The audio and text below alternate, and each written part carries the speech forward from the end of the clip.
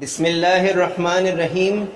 السلام علیکم ناظرین کرام، آج میں جس جلیل القدر صحابی کا ذکر کرنے جا رہا ہوں ان کا نام ہے خالد بن زید بن کلیب رضی اللہ عنہ۔ ان کی کنیت ابو ایوب تھی اور ان کا تعلق انصار کے قبیلے بنو نجار سے تھا۔ ہم مسلمانوں میں سے کون ہے جو حضرت ابو ایوب انصاری رضی اللہ عنہ سے ناواقف ہو؟ اللہ تعالیٰ نے سارے مسلمانوں کے مکانات کو چھوڑ کر ان کے مکان کو اس وقت اپنے رسول کے قیام کے لیے منتخب فرمایا جب وہ مکہ مکرمہ سے ہجرت کر کے مدینہ منورہ تشریف لائے۔ ان کے ذکر کو سارے عالم میں مشہور اور ان کے مقام کو ساری مخلوق میں بلند کر دیا، اور یہی ایک بات ان کے فخر کے لیے کافی ہے۔ نبی کریم صلی اللہ علیہ وسلم کے حضرت ابو ایوب انصاری رضی اللہ عنہ کے گھر میں ٹھہرنے کا واقعہ بہت دلچسپ ہے، جس کے ذکر سے دل کو خوشی اور لذت محسوس ہوتی ہے۔ جب محمد صلی اللہ علیہ وسلم مدینہ پہنچے تو مدینے کے رہنے والے لوگ آپ صلی اللہ علیہ وسلم کے ساتھ بڑی محبت سے پیش آئے۔ انہوں نے اپنے گھروں کے دروازے کھول دیے کہ آپ صلی اللہ علیہ وسلم ان کے گھروں میں عزت و احترام سے تشریف لائیں۔ رسول اللہ صلی اللہ علیہ وسلم چند روز مدینے کے قریب ایک بستی قباء میں ٹھہرے۔ اس دوران آپ صلی اللہ علیہ وسلم نے وہاں ایک مسجد تعمیر کی۔ وہ پہلی مسجد تھی جس کی بنیاد رسول اللہ صلی اللہ علیہ وسلم نے اپنے دست مبارک سے تقوی کے ساتھ رکھی۔ آپ صلی اللہ علیہ وسلم وہاں سے اپنی اونٹنی پر سوار ہو کر نکلے تو یثرب کے تمام بڑے بڑے سردار ان کے راستے میں کھڑے ہو گئے۔ ان میں سے ہر ایک کے دل میں یہ آرزو تھی کہ وہ رسول اللہ صلی اللہ علیہ وسلم کو اپنے گھر میں قیام کرنے پر آمادہ کرنے کا شرف حاصل کر لیں۔ یثرب کے تمام سردار باری باری اونٹنی کے آگے کھڑے ہو جاتے اور اس کا راستہ روک کر عرض کرتے، اے اللہ کے رسول، آپ ہمارے یہاں قیام فرمائیں، ہم اپنی قوت، ساز و سامان اور کثیر افراد کے ذریعے آپ کی پوری حفاظت کریں گے۔ لیکن آپ صلی اللہ علیہ وسلم ہر ایک کو جواب دیتے، اسے چھوڑ دو، یہ اللہ تعالیٰ کی طرف سے مامور ہے، جہاں اللہ تعالیٰ کا حکم ہوگا وہیں ٹھہرے گی۔ اونٹنی مسلسل چلتی رہی، سب کی آنکھیں اسی کی طرف لگی ہوئی تھیں۔ دلوں میں ایک ہی شوق تھا کہ کسی طرح رسول اکرم صلی اللہ علیہ وسلم کی میزبانی کا شرف حاصل ہو جائے۔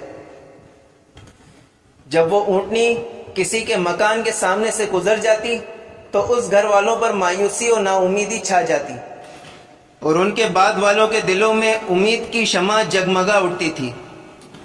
اونٹنی اسی طرح ایک ایک کر کے مختلف گھروں کے سامنے سے گزرتی رہی اور لوگ اپنی محرومی پر خاموش ہو کر اس کے پیچھے پیچھے چلتے رہے، حتیٰ کہ اونٹنی حضرت ابو ایوب انصاری رضی اللہ عنہ کے مکان کے سامنے خالی پڑے ہوئے میدان میں پہنچ کر بیٹھ گئی۔ لیکن رسول اللہ صلی اللہ علیہ وسلم اس کی پشت سے اتر کر نیچے تشریف نہیں لائے۔ تھوڑی دیر بیٹھنے کے بعد وہ ایک جھٹکے کے ساتھ اٹھی اور آگے چل پڑی، اور رسول اللہ صلی اللہ علیہ وسلم نے اس کی نکیل ڈھیلی چھوڑ دی۔ چند قدم چل کر اونٹنی مڑی اور واپس آ کر دوبارہ اسی جگہ بیٹھ گئی جہاں پہلی بار بیٹھی تھی۔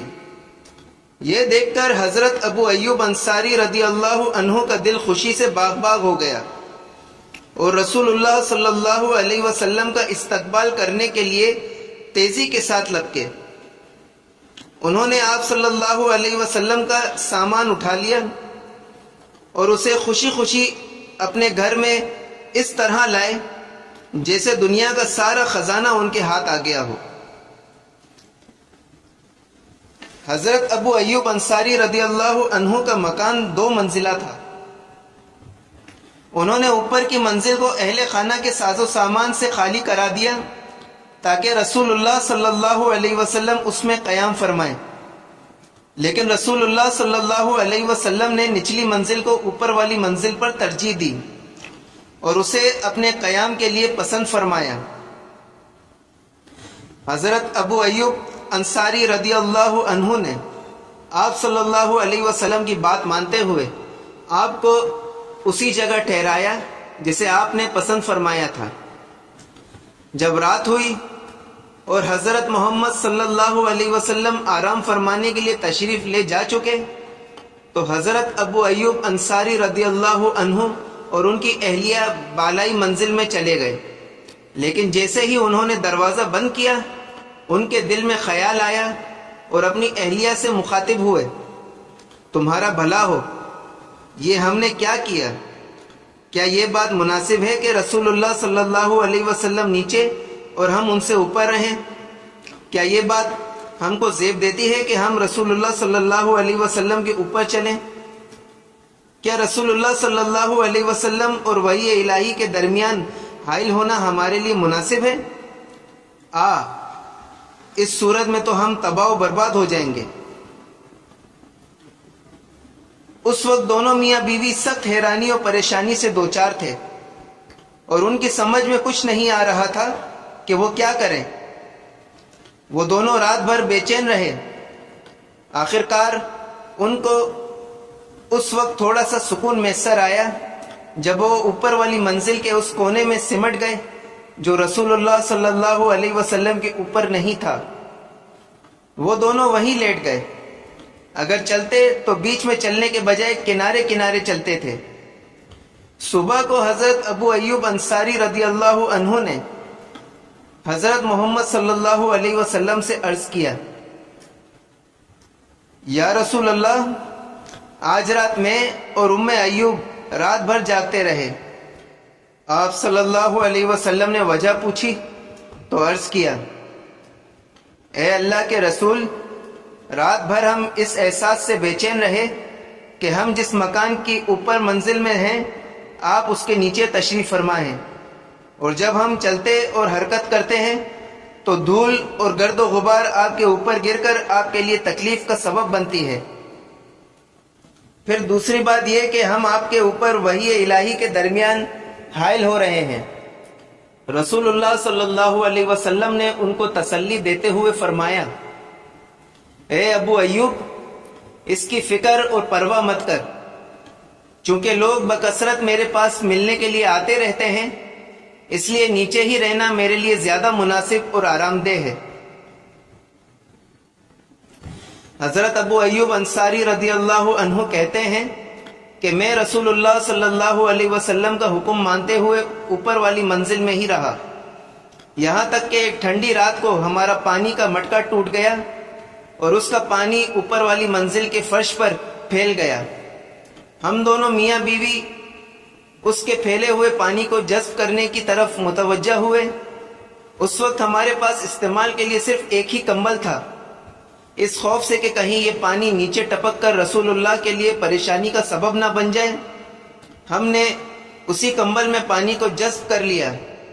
پھر صبح کے وقت میں نے رسول اللہ صلی اللہ علیہ وسلم کی خدمت میں حاضر ہو کر عرض کیا، میرے ماں باپ آپ پر فدا ہوں، مجھے اچھا نہیں لگتا کہ میں آپ سے اوپر رہوں اور آپ مجھ سے نیچے رہیں۔ پھر میں نے رات کو پیش آنے والا پانی کا واقعہ آپ صلی اللہ علیہ وسلم کو سنایا اور آپ سے اوپر والی منزل میں منتقل ہو جانے کی درخواست کی۔ حضور صلی اللہ علیہ وسلم نے میری یہ درخواست منظور فرما لی اور اوپر کی منزل میں منتقل ہو گئے اور میں ام ایوب کے ساتھ نیچے آ گیا۔ رسول اللہ صلی اللہ علیہ وسلم نے حضرت ابو ایوب رضی اللہ عنہ کے مکان میں تقریباً 7 مہینے تک قیام فرمایا، یہاں تک کہ جب اس زمین میں مسجد کی تعمیر مکمل ہو گئی جس میں اونٹنی بیٹھی تھی تو آپ صلی اللہ علیہ وسلم ان حجروں میں منتقل ہو گئے جو مسجد کے ارد گرد آپ کے اور آپ کی ازواج مطہرات کے لیے بنائے گئے تھے، اور آپ حضرت ابو ایوب کے پڑوس میں رہنے لگے۔ کتنے اچھے اور شریف پڑوسی تھے جو ان دونوں کو میسر آئے تھے۔ حضرت ابو ایوب رضی اللہ عنہ رسول اللہ صلی اللہ علیہ وسلم سے بہت زیادہ محبت کرتے تھے، اور خود رسول اللہ صلی اللہ علیہ وسلم کو بھی ان سے ایسی ہی محبت تھی، یہاں تک کہ رسول اللہ صلی اللہ علیہ وسلم ان کے گھر کو اپنا ہی گھر سمجھتے تھے۔ حضرت عبداللہ بن عباس رضی اللہ عنہ بیان کرتے ہیں کہ ایک روز حضرت ابو بکر سخت گرمی میں دوپہر کے وقت گھر سے نکل کر مسجد کی طرف آئے۔ حضرت عمر رضی اللہ عنہ نے ان کو دیکھ کر پوچھا، اے ابو بکر، آپ اس وقت گھر سے باہر کیوں نکلے ہیں؟ حضرت ابو بکر رضی اللہ عنہ نے جواب دیا، بھوک کی شدت اور بے چینی کی وجہ سے۔ حضرت عمر رضی اللہ عنہ نے کہا، اللہ کی قسم، میرے گھر سے نکلنے کا سبب بھی یہی ہے۔ اتنے میں رسول اللہ صلی اللہ علیہ وسلم بھی اپنے حجرے سے تشریف لائے اور ان دونوں حضرات سے دریافت فرمایا، آپ دونوں اس وقت کس غرض سے اپنے اپنے گھروں سے باہر نکلے ہیں؟ دونوں نے عرض کیا، واللہ ہم سب اس بھوک سے بے چین ہو کر نکلے ہیں جس کو ہم اپنے اندر شدت سے محسوس کر رہے ہیں۔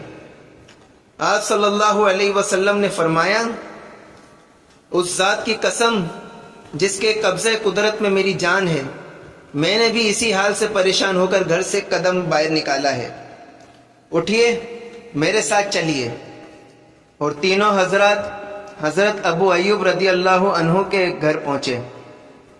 حضرت ابو ایوب رضی اللہ عنہ کی عادت تھی کہ کوئی نہ کوئی چیز بچا کر رکھتے تھے، اور جب آپ صلی اللہ علیہ وسلم کسی وجہ سے تاخیر کرتے اور وقت مقررہ پر تشریف نہ لاتے تو وہ کھانا گھر والوں کو کھلا دیتے۔ یہ لوگ دروازے پر پہنچے تو بی بی ام ایوب رضی اللہ عنہا گھر سے نکل کر ان کے پاس پہنچی اور بولی، نبی کریم اور آپ صلی اللہ علیہ وسلم کے اصحاب کی تشریف آوری ہماری عزت افزائی کا ذریعہ ہے۔ رسول اللہ صلی اللہ علیہ وسلم نے ان سے دریافت فرمایا، ابو ایوب کہاں ہیں؟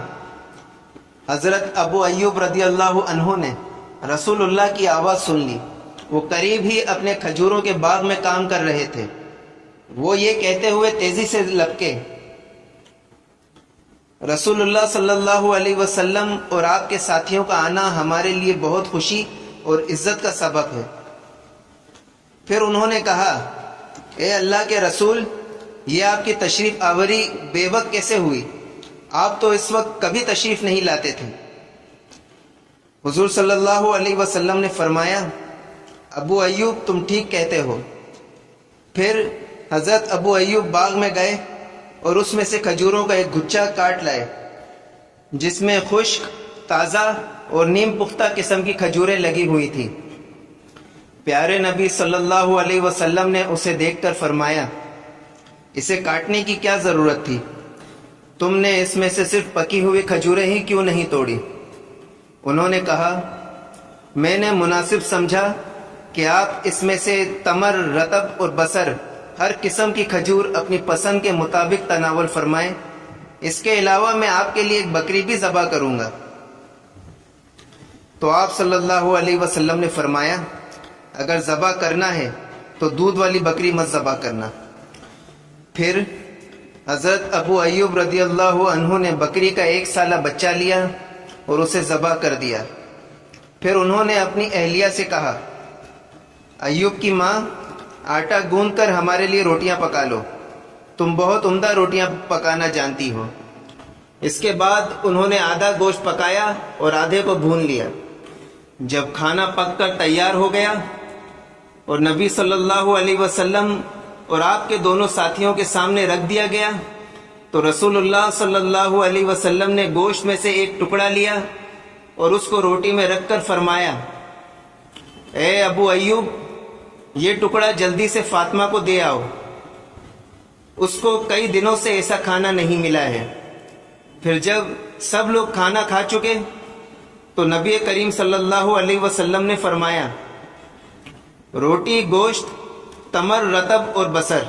یہ کہتے ہوئے آپ صلی اللہ علیہ وسلم کی آنکھوں سے آنسو جاری ہو گئے، اور پھر ارشاد فرمایا، قسم اس ذات کی جس کے ہاتھ میں میری جان ہے، یہی وہ نعمتیں ہیں جن کے متعلق قیامت کے دن تم سے سوال کیا جائے گا۔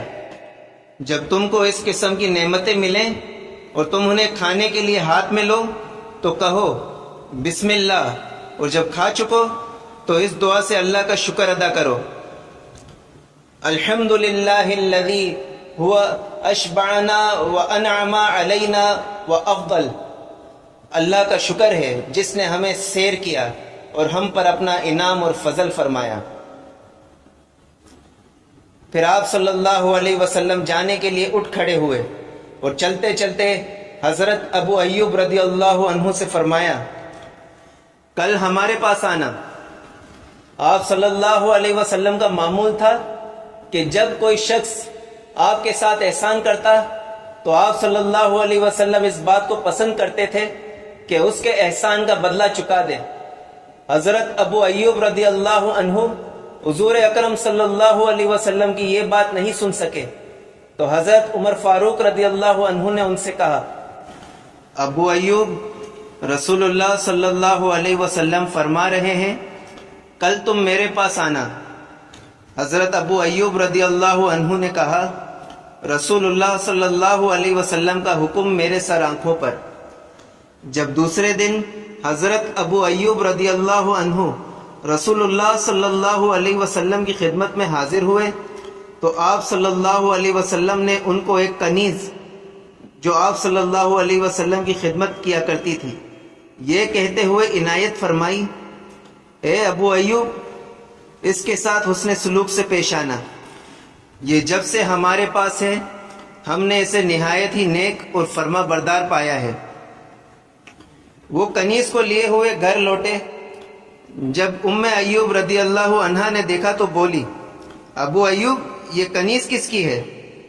انہوں نے جواب دیا، ہماری ہے، نبی صلی اللہ علیہ وسلم نے ہمیں عنایت فرمائی ہے۔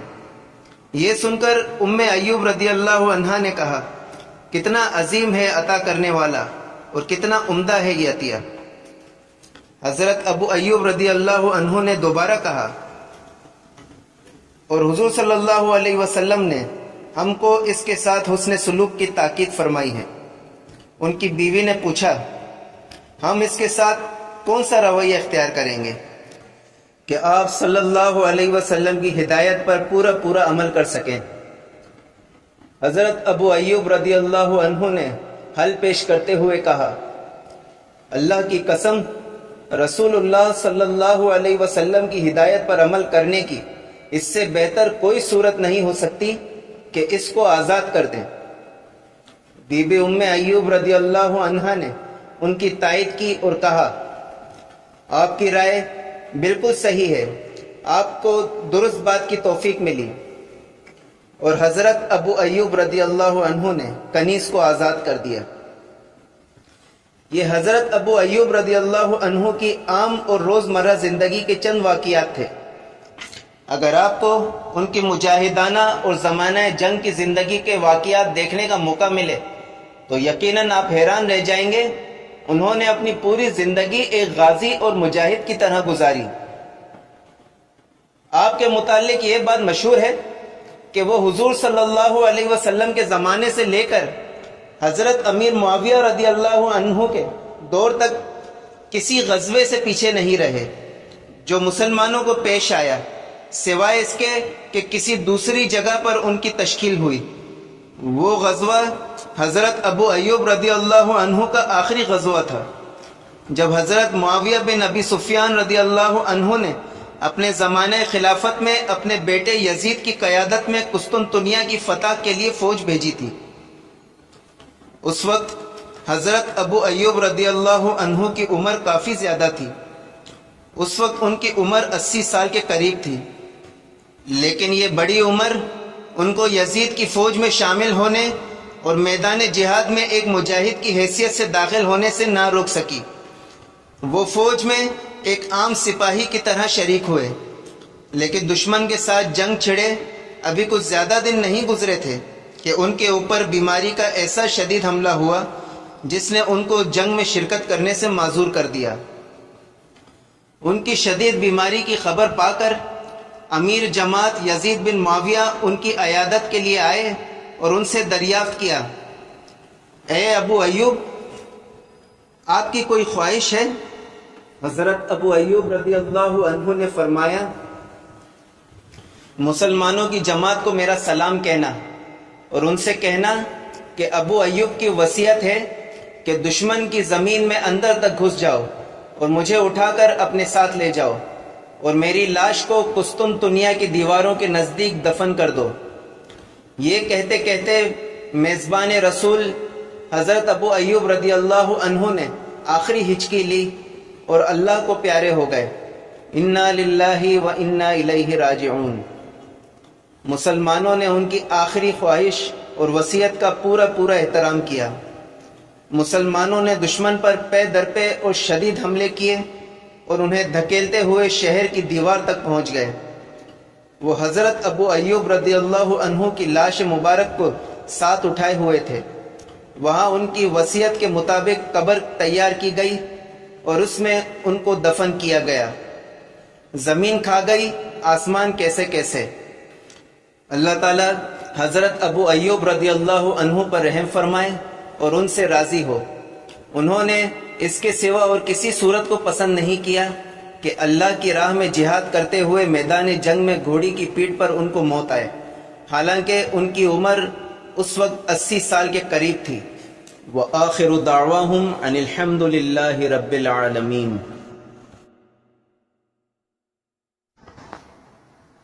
ناظرین کرام، اگر آپ کو یہ ویڈیو پسند آئی ہو تو اسے لائک کریں، سبسکرائب کریں اور برابر میں دیے گئے بیل آئیکن کو پریس کریں تاکہ میری آئندہ آنے والی ویڈیوز کا نوٹیفیکیشنز آپ تک پہنچتا رہے۔ شکریہ، جزاک اللہ۔